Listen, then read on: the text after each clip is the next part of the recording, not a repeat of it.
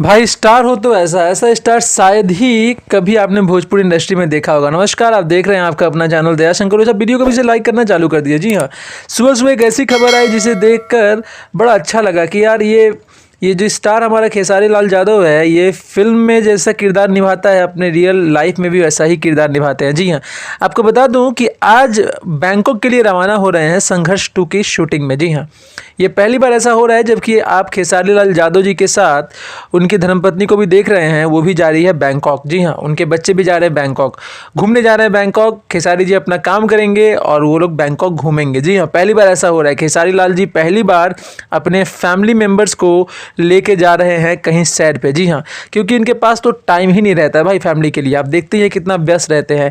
तो ये बहुत ही अच्छा डिसीजन है कि एक साथ जब सारे फैमिली जाएंगे तो खेसारी लाल जी अपना शूटिंग करेंगे, बाकी फैमिली चाहे तो बैंकॉक पूरा घूम सकता है, थाईलैंड पूरा घूम सकता है। तो दोस्तों, अभी सुबह सुबह ये खबर आया, सोचा कि मैं आपको अपडेट दे दूं। तो प्लीज़ प्लीज़ प्लीज़ इस वीडियो को शेयर जरूर कीजिए। कहाँ से वीडियो देख रहे हैं, कौन से जिला कौन से गाँव से, जरूर बताना। तब तक के लिए जय हिंद, वंदे मातरम।